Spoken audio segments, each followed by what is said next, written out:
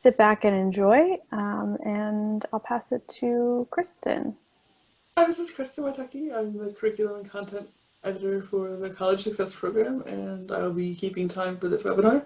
And back to Katie. Great, thank you.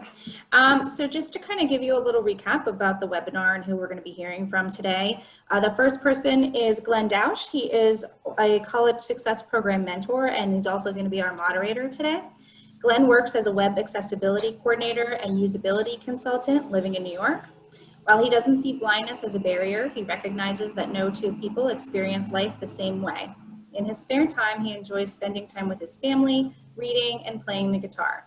He is looking forward to sharing his experiences both as a student and as a University Disability Services Administrator. We also have Tabitha Brecke, another CSP mentor. She has a Bachelor of Arts in Humanities and Fine Arts from the University of Wyoming, an MA in Counseling with emphasis in rehabilitation from the University of Arkansas, and a PhD in Adult Education from Auburn University. She currently works as an accommodation specialist in the Office of Accessibility at Auburn. Prior to returning to school, she worked in the rehabilitation field as a rehabilitation teacher, counselor, and supervisor. The achievement of goals by students or clients that they previously thought impossible is the aspect of her career that she enjoys the most. Tabitha has many hobbies, including reading, knitting, weaving, playing harp, and singing. She is a member of the American Association of Blind Teachers, an affiliate of the American Council of the Blind, and is secretary of that organization. And finally, we also have Preston Radtke, another CSP mentor. He is a web accessibility specialist at Rutgers University and a part-time lecturer in Rutgers School of Communication and Information. Advocacy and equity are the driving passions behind his life and work. In his spare time, Preston enjoys traveling, listening to records, and playing with his seeing eye dog, Burton. And with that, I'm going to pass it over to Glenn to get us going.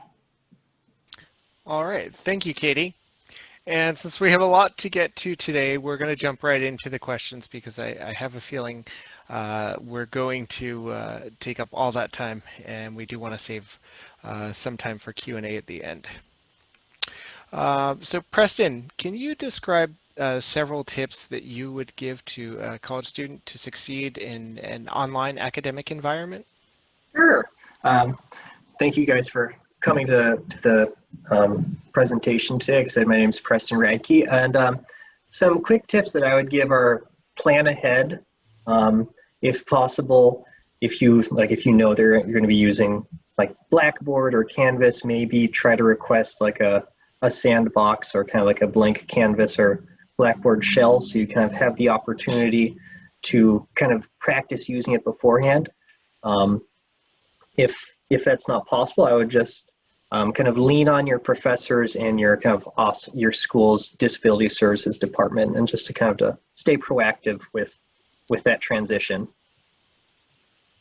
Excellent, thank you. And Tabitha, do you have any tips that you would offer in general to students as they transition to online and remote education? I would say really, you know, to communicate with your faculty and stay on top of things. Utilize things like your calendar and apps to keep you on schedule and on track with what's due, and you know, treat those classes as you would your online classes, just as you would in-person appointments or classes. And so Tabitha, with respect to the transition from in-person to online classes, is there any recommendation that you would give in terms of the accommodations that students have already in place, or accommodations that they may think they have in place? So a lot of accommodations will carry over, for example, like time and a half on exams, or your extended time.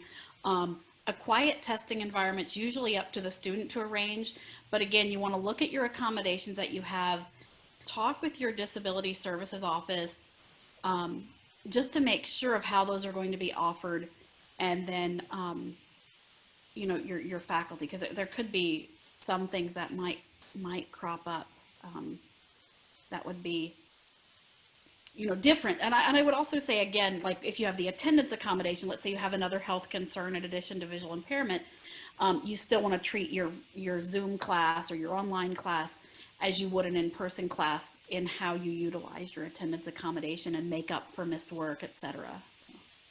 So if a professor were to approach a student and start discussing an accommodation that hasn't been put in place, what suggestions would you provide to the student? Well, to put an accommodation in place officially, at least here at Auburn, we put it in place with the students in the Office of Accessibility, and then the student submits it to the instructor. Some schools call it an accommodations memo. We have an online process, and I think most schools probably do now. And then, they meet with the instructor. So if an instructor suggests something, they should, go to their Office of Accessibility to see if it can be put in place. Or sometimes an instructor might do something specific, because of the uniqueness of the semester, that wouldn't normally happen, but might because of the, COVID situation. Excellent, thank you. I appreciate that.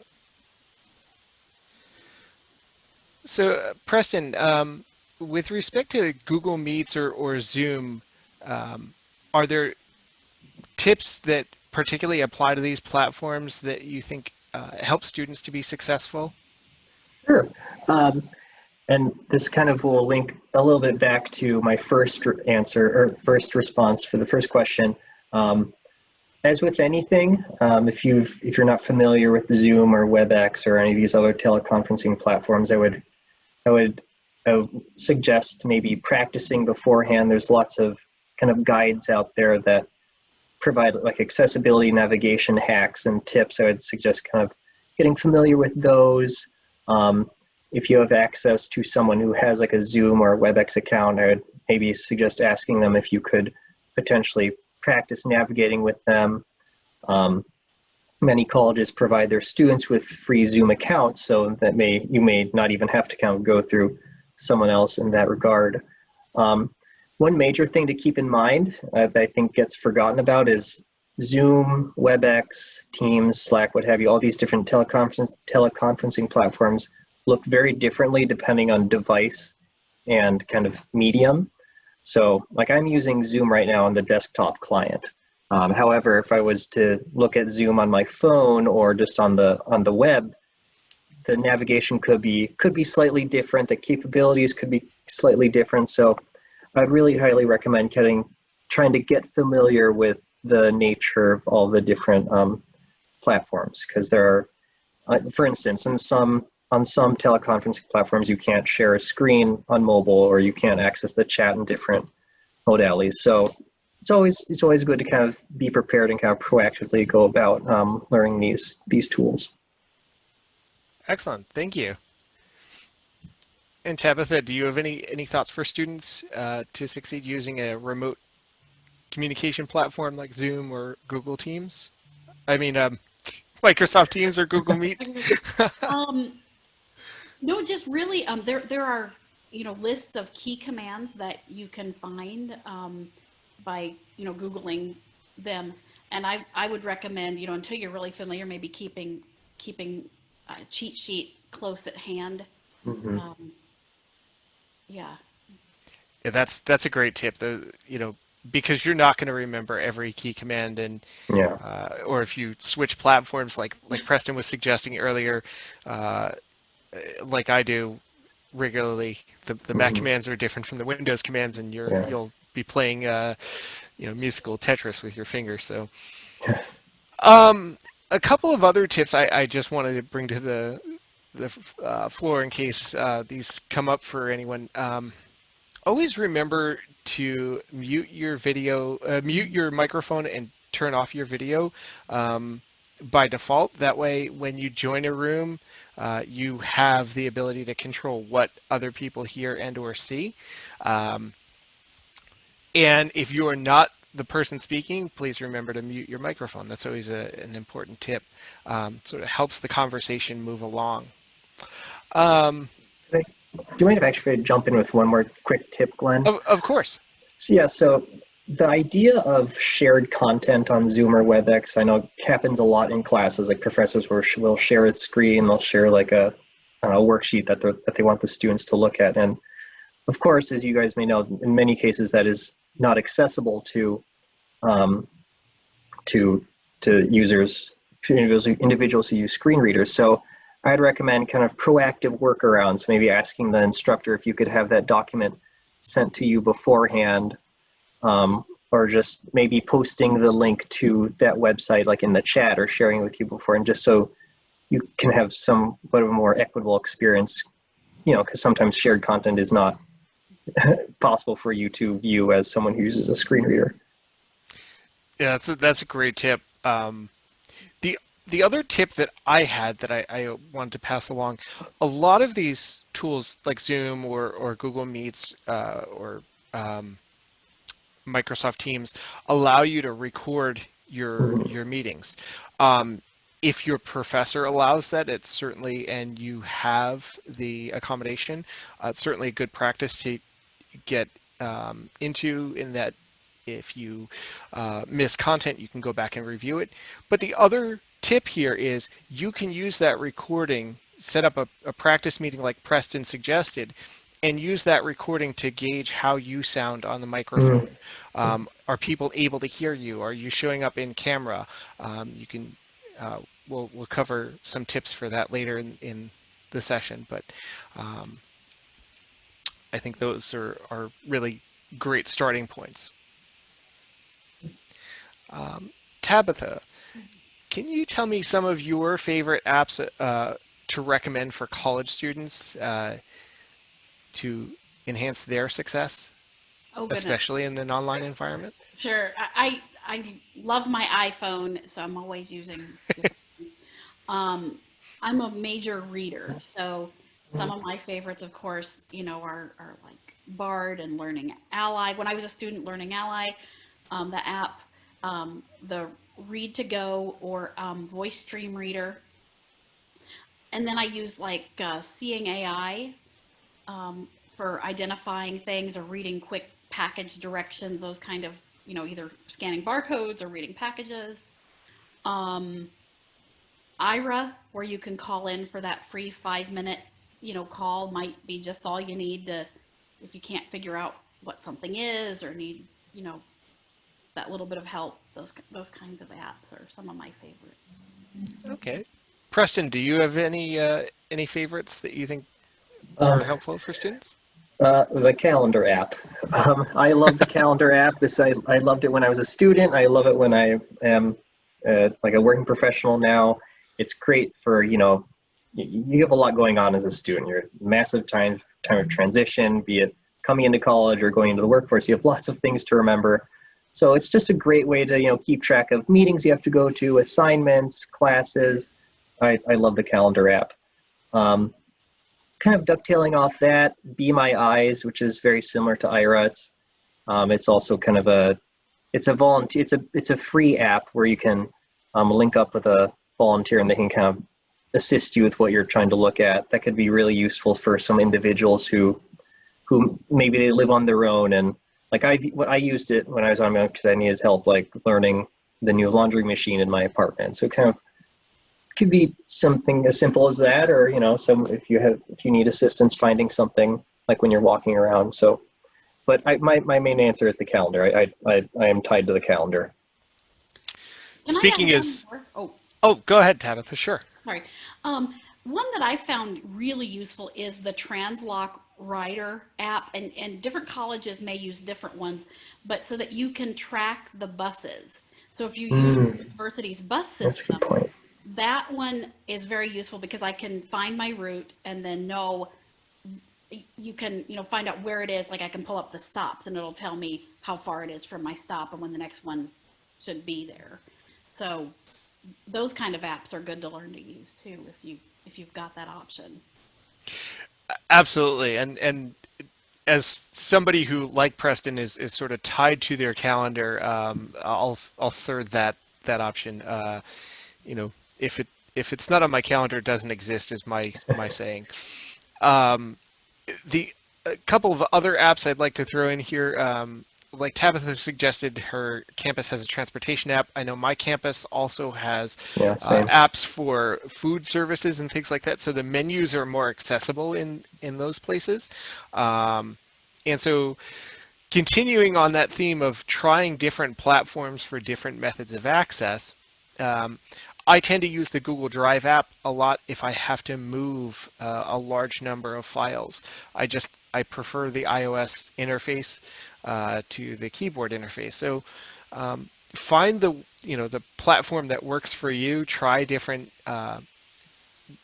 platforms like Preston suggested earlier, and just because you've used that app on Windows or you've used that app on iOS or Android, you may have a different experience when you switch platforms. So, Tabitha, are there any note-taking programs or services that you would recommend for students using online or engaging in online learning?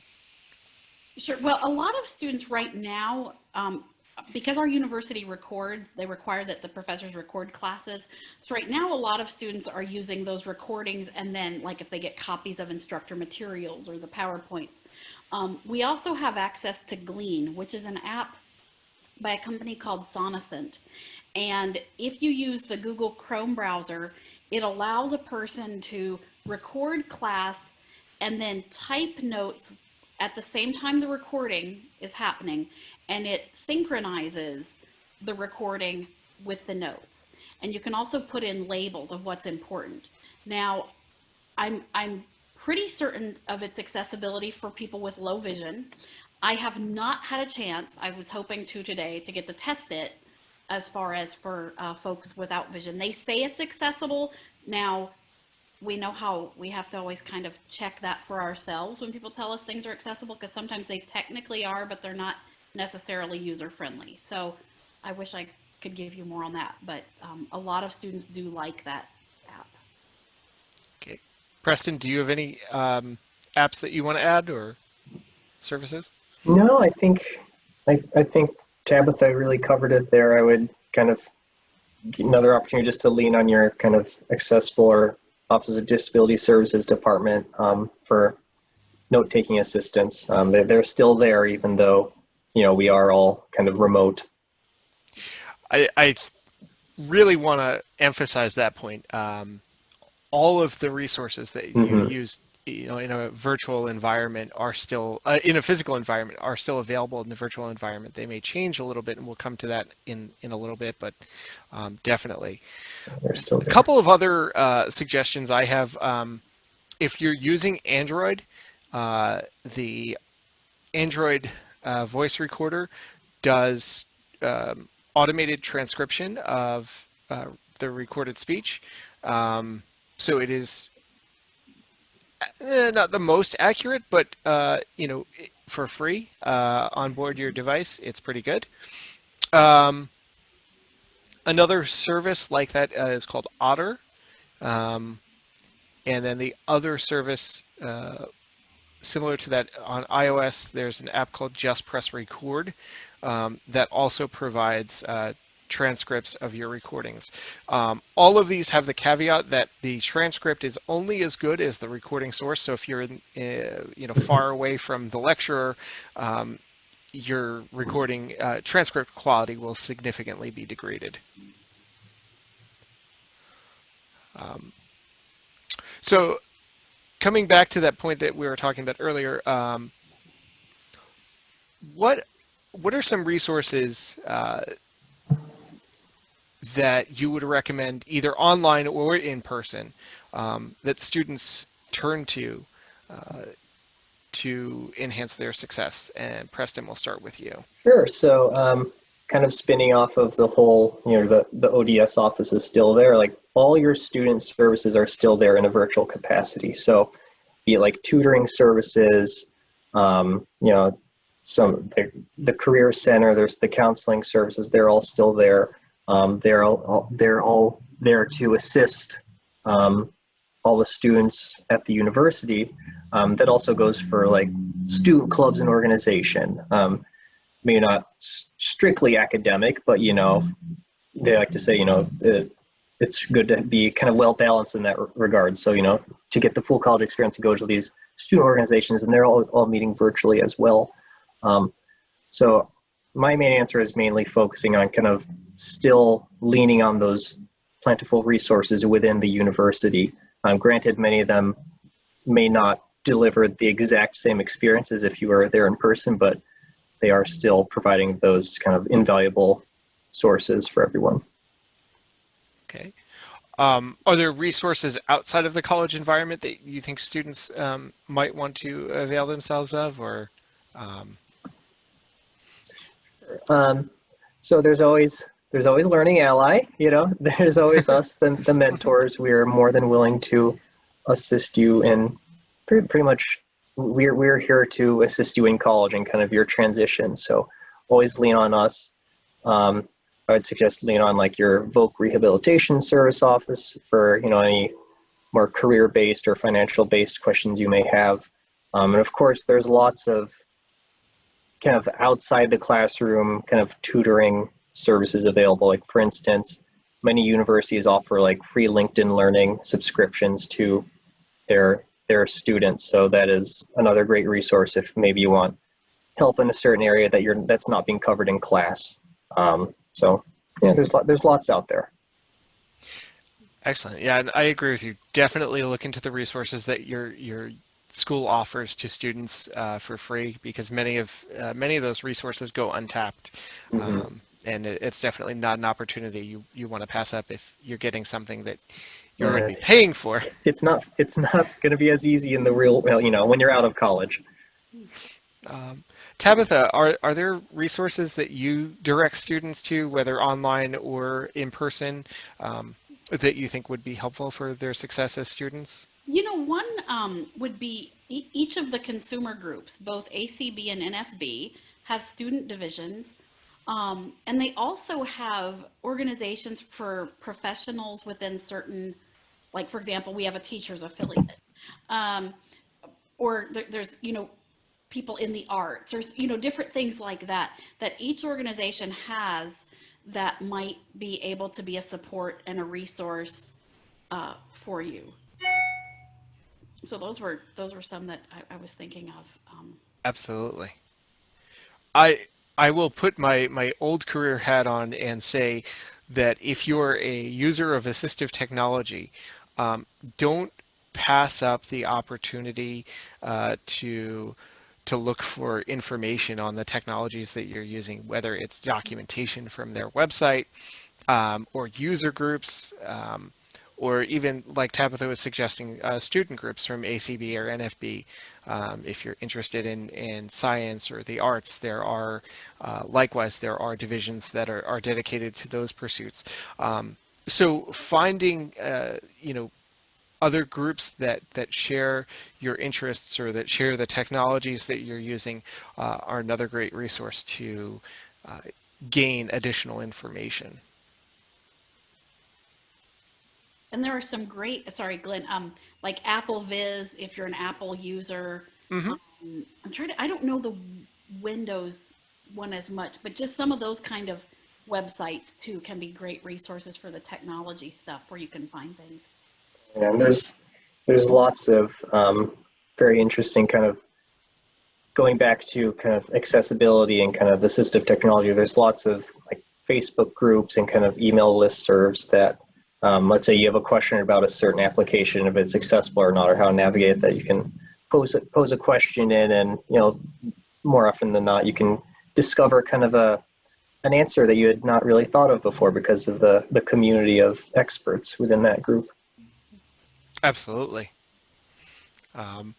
And you can turn around and share your knowledge, which is a great way to build, you know, experience as you start out in your career. All right.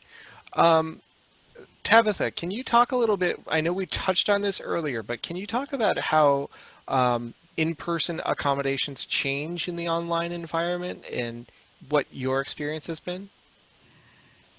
So the in-person accommodations are still available in most cases online. Now they may change, or how they're offered might change, but you still are entitled, for example, if you receive testing accommodations, or if you receive some sort of note-taking assistance. Now it may change. For example, right now, since everyone at Auburn pretty much has access to the professor recordings, we're not using student note takers as much for people because they have access to that information. Now there are a few exceptions, but those kinds of things. The thing that you have to really do is think through, and don't be hesitant to ask for assistance, thinking through, okay, this is what the task is now. How am I going to complete it? How am I going to get my accommodations? And really communicating with your disability resource office and your faculty is the thing I would say. And do that well in advance, because you don't want to be the morning of the test and you haven't made arrangements and then you're sort of stuck, Absolutely. One of the things that comes to mind for me is that we're using many more tools and different platforms to accomplish the same task. Preston, have you seen any changes in terms of the way that the accessibility of these tools is being presented to students, or how would you suggest a student find information on the accessibility of a particular tool that they might be using now that they weren't using 6 months ago? Right.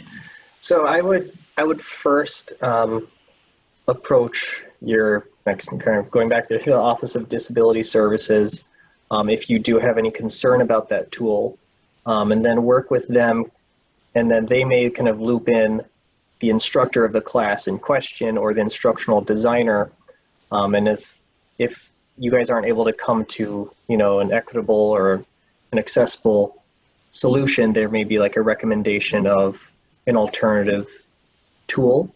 Kind of speaking more independently, like I said earlier, there's lots of great kind of online resources that give kind of reviews and kind of different tips for navigating new pieces of technology. If you really want to get kind of deep down into the weeds of it, I would honestly recommend reaching out to kind of a representative or a developer of said technology, because many times, if there's a product that's inherently not accessible, it was mainly made inaccessibly because, frankly, the person developing it didn't consider the needs of someone who's disabled. So many times in my work, when I've had to reach out to developers or creators in that regard, they're almost very kind of taken aback, and some of them are honestly look at it as like an opportunity to improve their own app from your feedback. And hopefully you don't get to that point. Hopefully they can give you kind of more pointers as to how to more effectively navigate the experience, though. Excellent. I'll sort of tie that loop together and say that I know Tabitha and Preston both mentioned AppleVis earlier. There is a guide on their website to having that conversation with developers that is specific to iOS. So it points to resources and other things that are available for developers. But it's also just a great way to see how to guide that conversation and what information you may want to provide to the developer. So thank you. That's a great point. Preston, how can students effectively communicate with their professors about their accommodations, especially now that they're online, so it's a little bit harder to have that face-to-face conversation? Sure. Well, even though we are online, that only just further reemphasizes the point that communication with your instructors is so vitally important. There were honestly some instances where I went directly to, when I was a student, there were honestly many instances where I just went directly to the professor to kind of iron out accommodations, and I didn't actually go through my Office of Disability Services. I'm not saying that you should exactly do that, but sometimes I was able to get better accommodations out of working directly with the professor, as opposed to kind of, having to go through kind of a third party. So I would honestly just say, please be very upfront with the professor. I know sometimes professors can be a little kind of stodgy and kind of set in their ways with regards to how things work and in regards to like granting accommodations and whatnot. But I've generally found that more often than not, professors do have the kind of best interest of the students, and they would honestly just appreciate kind of honesty and kind of being upfront. I obviously never had to take remote online classes, but I would always contact my professors the semester, like at the end of the semester prior, just to discuss future accommodations. And I would just really recommend that now, and just making sure to build that rapport so that if something does come up that is inaccessible, you don't feel uncomfortable talking to them about it. And they're like, oh, we never talked about this before. Like, how do I didn't know you had a disability. So just be proactive and kind of be willing to open those channels of communication. Excellent, thanks. And I would say that on the campus where I work, I think it is strongly encouraged for students to go through the DSO. So, sort of understand what works on your campus. Right. That is very important. Tabitha, do you have any tips for students that would help them to effectively communicate with their professors, especially considering that we're all working remotely? Well, each faculty member, at least at Auburn, has to put their, contact information in their, in their syllabus, so that you can find them. Also, they have office hours, so utilize that.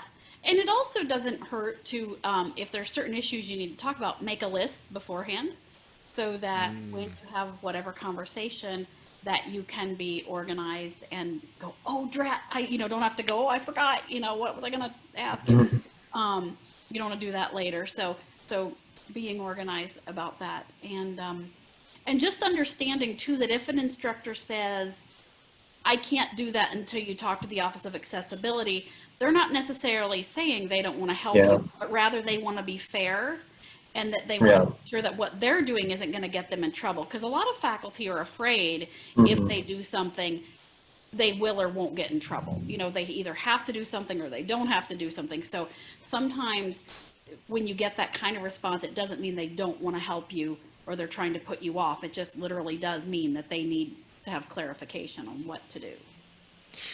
So two excellent points that I want to follow up on, Tabitha. And first is that when you communicate with professors and you've put that list together, I always use that list as sort of my own record keeping. So as we go through the questions on my list, I write down the answers. It gives me a record of knowing exactly what we talked about, what their response was.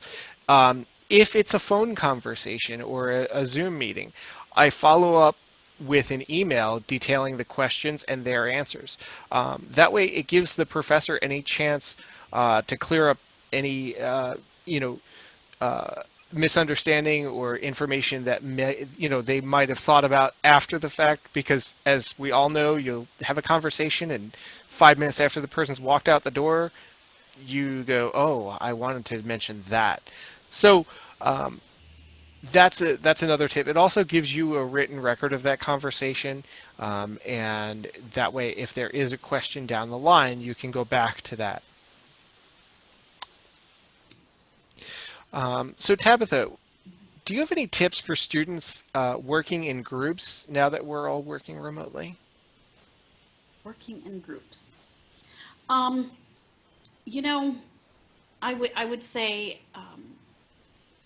you can work in groups online. It is doable. It can be a little more cumbersome, but again, it's, I think, a question of being clear about communication, who's doing what, and being organized, so that when you come to group meetings, you have a clear, I don't want to say agenda, but maybe that is the best word, of what you want to get accomplished, and have your stuff accomplished, so that you're not,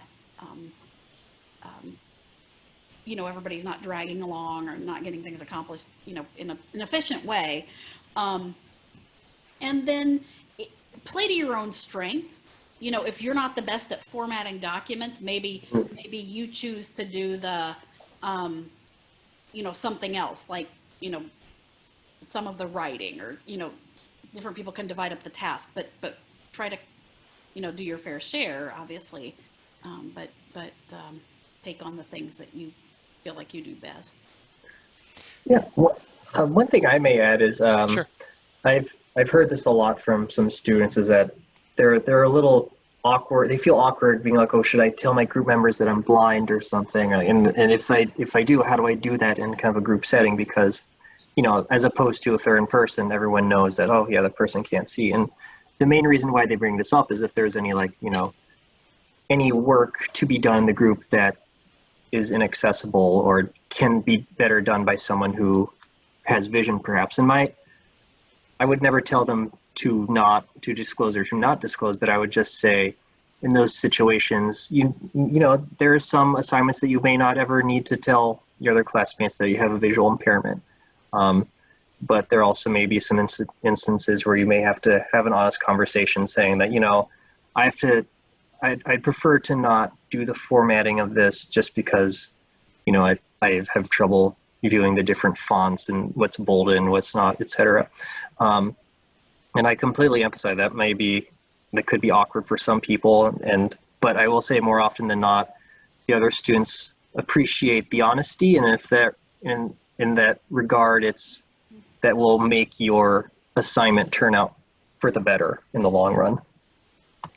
I agree, and I think the point there, like just to reiterate what Tabitha was saying as well, when you have that conversation, Mm-hmm.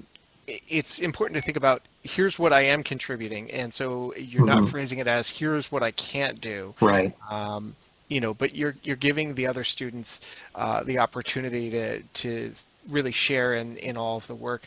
The other thing to think about is, while this conversation is certainly difficult to have for some people, it's your time in college, and having this conversation now is good practice. Oh yeah. For when you enter the working world Yeah. and have to have that conversation during a job interview or shortly thereafter. Right. And so, think of it as an opportunity to gain experience in having that conversation. All right, we have time for one more quick question, and this is not at all a quick question. So it's in fact a three-parter. Question came in: how can you gain access to tactile graphics, learn more about SPSS, and what is the best way to get comfortable with using your screen reader? So Preston, I'll let you take the end part, and then yes, I'll take part 3. I would mainly suggest practice. Honestly, I feel like I've said this many times today, but if you have access to a screen reader, be it JAWS, NVDA, VoiceOver, what have you, I would just, if you can, just try to practice in different scenarios, like reading Word documents, navigating kind of dynamic websites.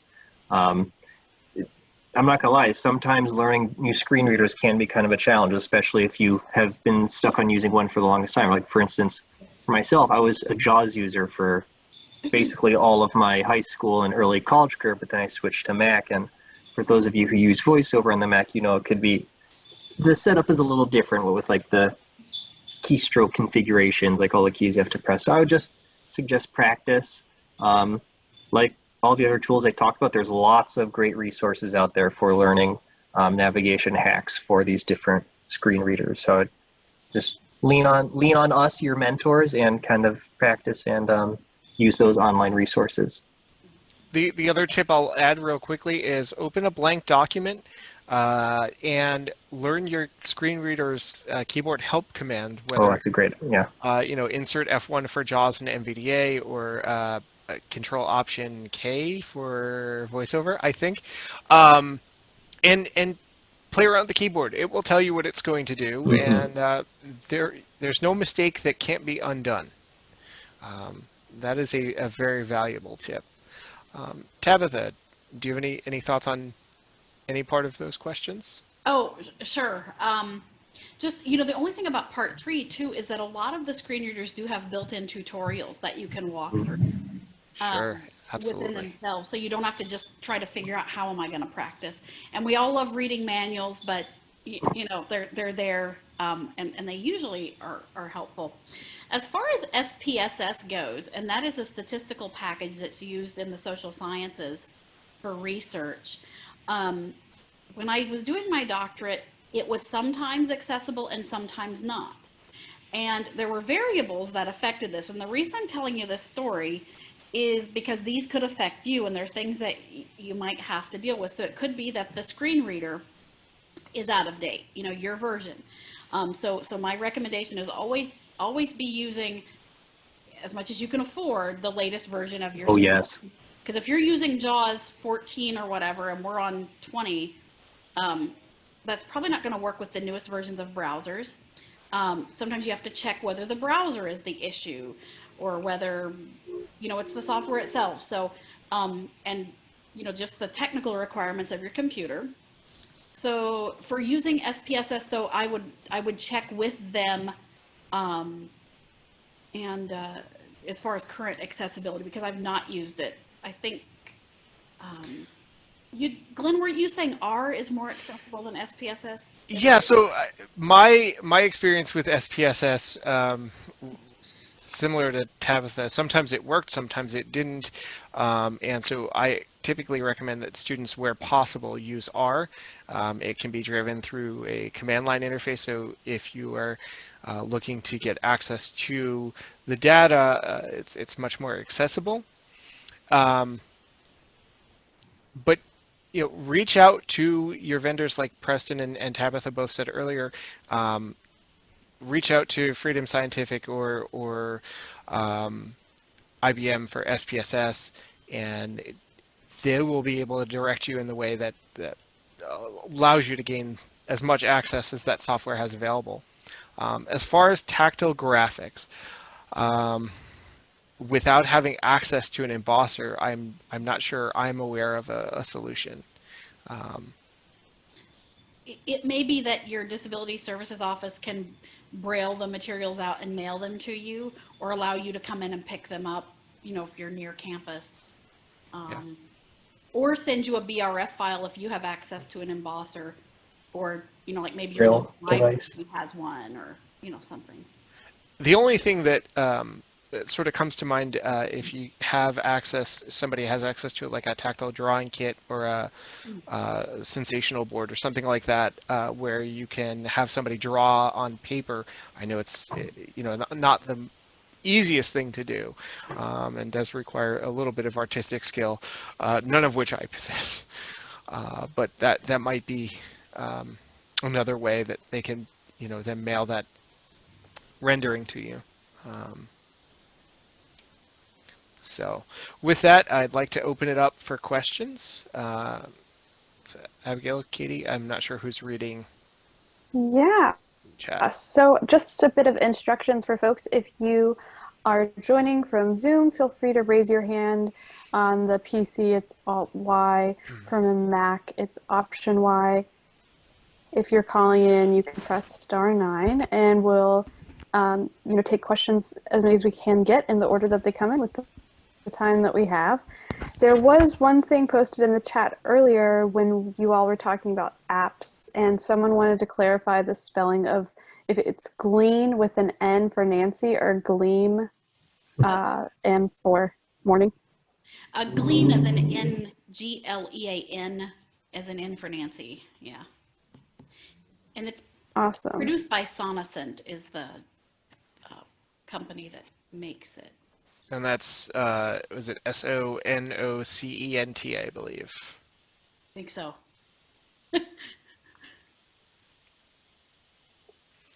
Otherwise, we haven't had I don't know that we've had any other questions come in through our chat.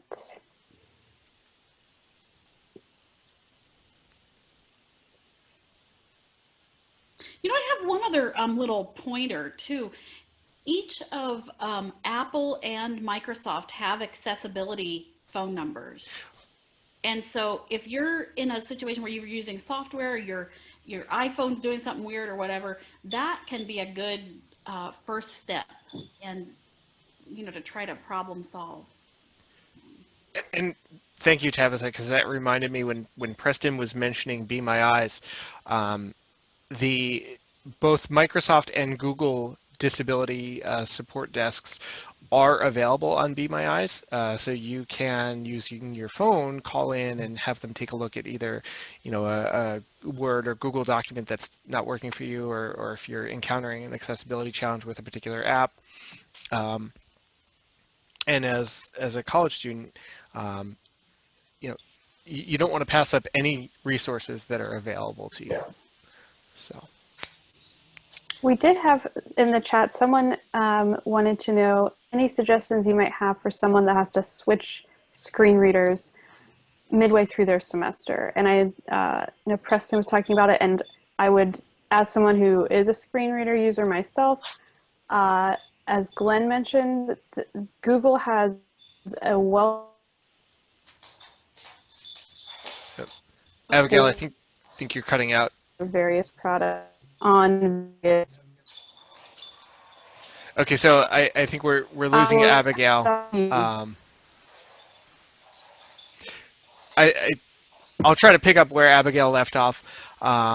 If you're switching screen readers, there are a number of resources, whether they're on user groups, on either Google Groups or other platforms that you can turn to. Go back to the manufacturer's documentation, like Tabitha said earlier. The manuals are there for a reason, but use the tutorials that are built into the software. And like Preston said, experiment a little bit. There are look at the tasks that you're doing and try to set up templates that you can play around with, whether it's a blank document in Google Docs or a blank Word document, or set up an email address where you're emailing yourself, and you can get practice working with those tools after you've thoroughly digested the manual and whatever tutorials are available.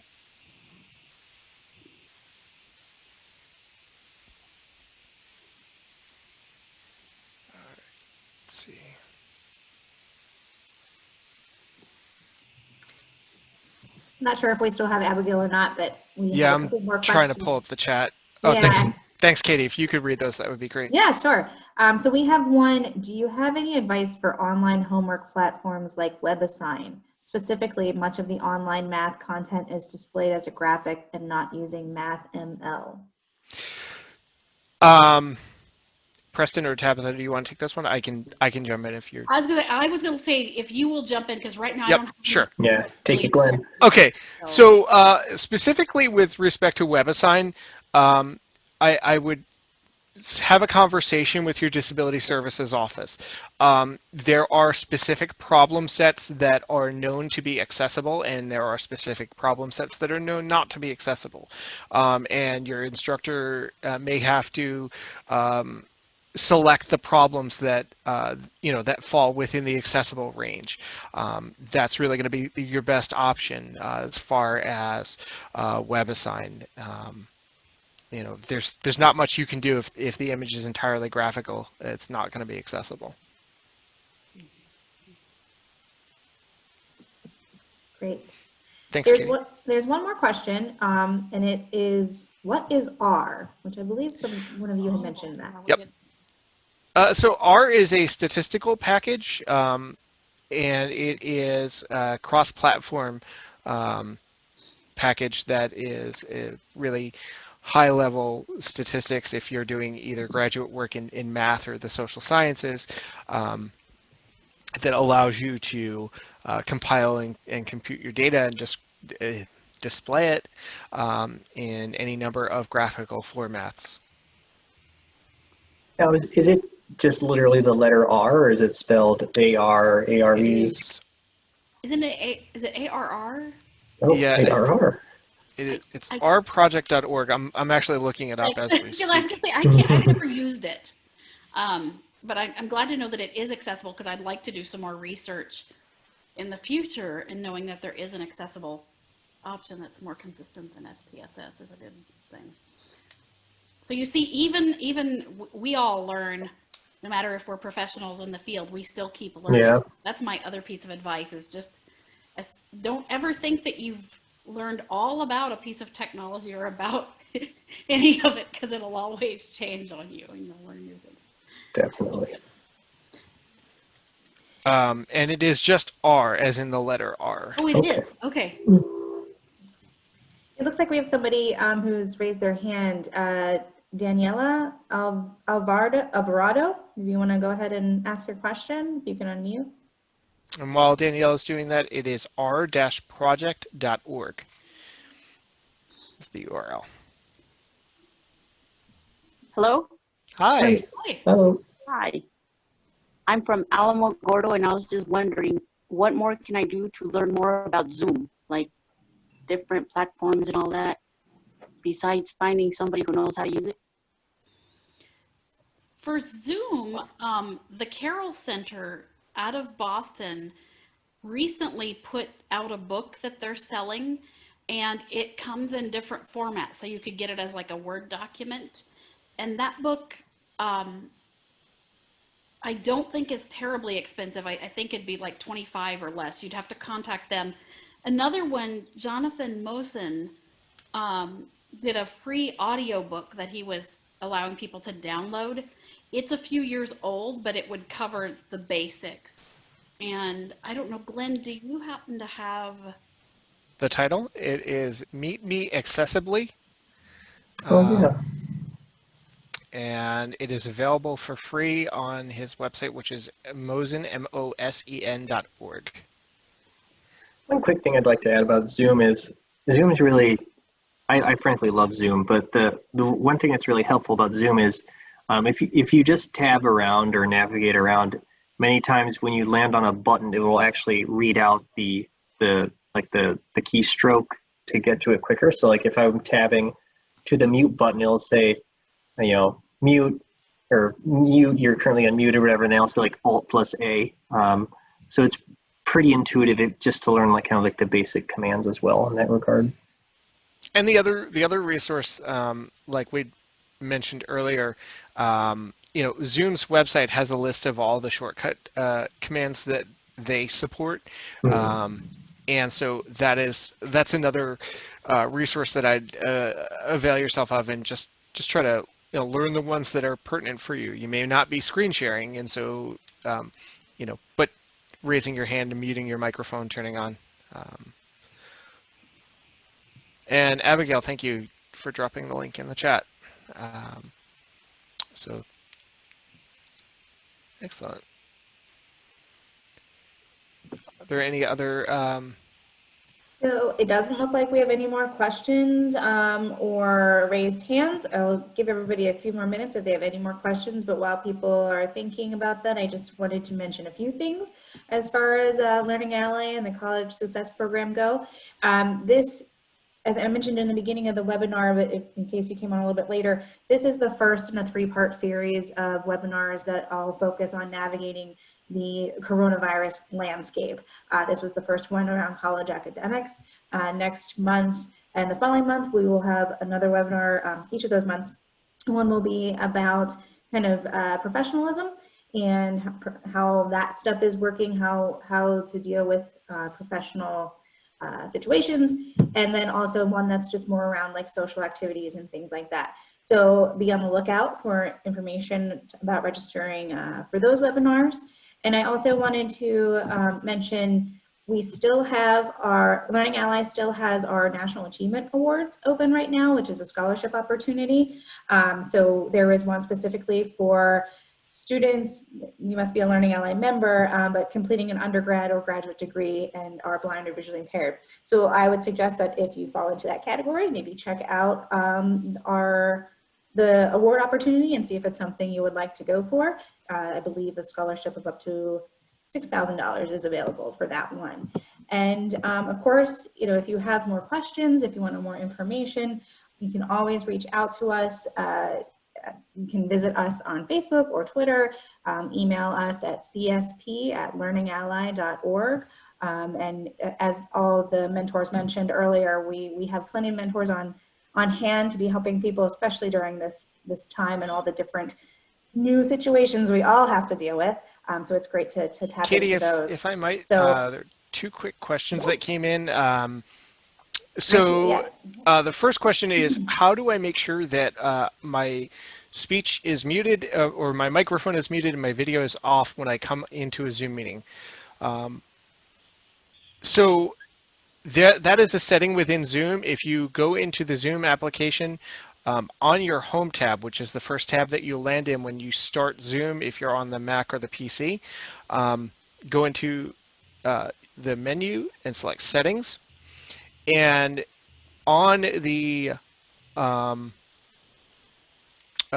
in the settings, you'll see checkboxes that both say start my meetings with video on or off, and start with my microphone on or off, and you'll uncheck those as needed.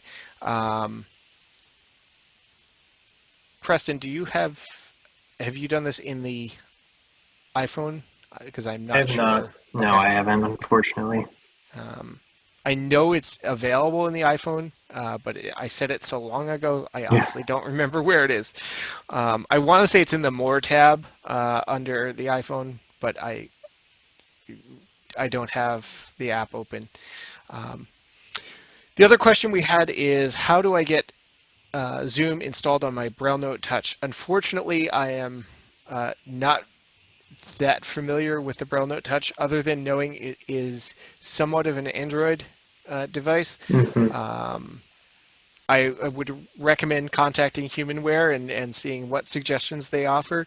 The other thing to try is use the web version of Zoom and see if that will work for you.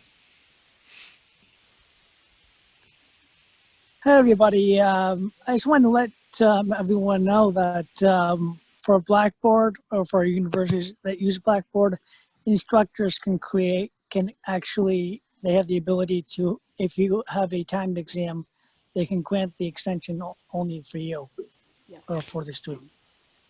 Yes, that is true. Mm-hmm. I didn't know if people were aware of that, but I, as a graduate student who takes courses online, that's what they've done for me. And they usually give extensions on projects and assignments up to a week. Excellent. Thanks. You're welcome. I have one other little resource for people too. If the National Braille Press, so that's N as in Nancy, B as in Bravo, P.org, do a lot of technology books and command summaries that you can not only order in Braille, but if you want it in like Word format or BRF, things like that. And I found those to be really handy. I like having things in Braille. So even if I'm using a computer or whatever, I like having those little command summaries or cheat sheets or books about how to use different products and operating systems. So that's another place to find some good materials. Excellent.